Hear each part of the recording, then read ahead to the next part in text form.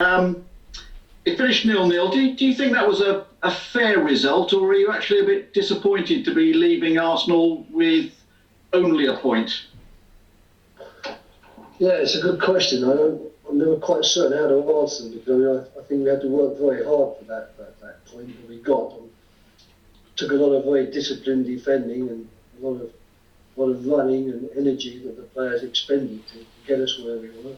But I can understand, I think, where you're coming from. So I think we did have some good chances, especially in the first half. And towards the end of the second half, I thought breaking out, a better final pass, a bit more composure, perhaps in that moment could have put us in to actually win the game. So, but I'm sure that had we won it, then Arsenal would have been feeling that they were hard done by, because they had a lot of the ball in the second half.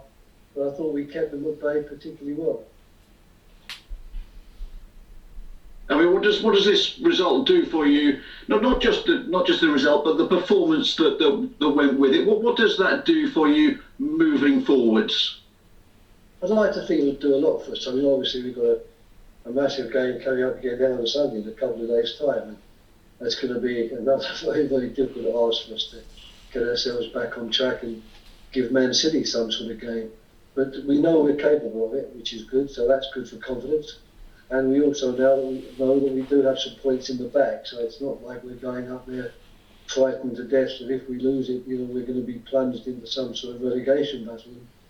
It doesn't sound much a point, but in this league, every point you get is a valuable one, especially if you find yourself in the sort of neck of the woods as we do. And we're not alone in that neck of the woods either. There's plenty of teams around us.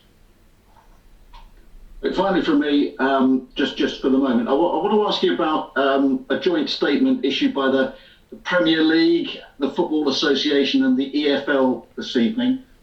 It talks about setting the right example, football setting the right example on and off the pitch. It says if that happens and everyone has a responsibility, then we're confident at the halfway point of the season will continue to its conclusion. Look, everyone is watching what's going on in football just at the moment. Do you fear that if football doesn't do the right thing, there is a danger that we won't be finishing the season in May? Well, I think it's a big topic. I mean, I'm tempted to ask, how wrong we have been in not doing the right thing. It's been going on now for 9 months since March when we were locked down. I think that in terms of what the Premier League have done, the protocols that have been put in place, I honestly do believe that we're trying our level best.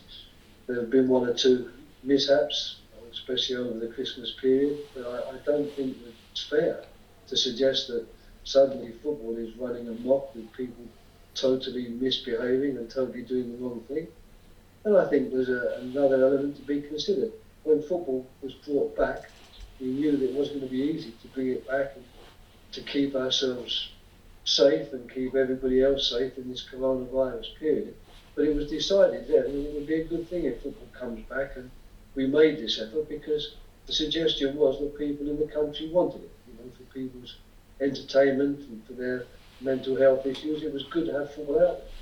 So I think that should be brought into the equation as well before we are suggesting all of a sudden that we in football are doing exactly what we like, and we're showing no regard whatsoever to the rules, because in my opinion that hasn't been the case. Target at the moment then? No, it's obviously a target simply because there's so little else going on, I guess. And I presume that we have cameras on us as well. So if someone is caught shaking hands when he shouldn't shake hands, if someone is caught giving someone a hug or putting his arm around someone when he shouldn't do, it's on camera. So we do have a bit more responsibility in that respect. But no, I'm not suggesting we're an easy target at all.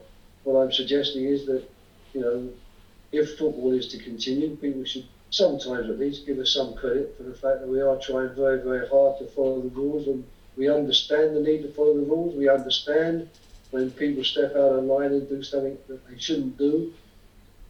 Other people locked up for long periods of time are going to say, he shouldn't have done that because I can't do it. We understand all of those things. But I think sometimes the the criticism at the moment is becoming a bit harsher.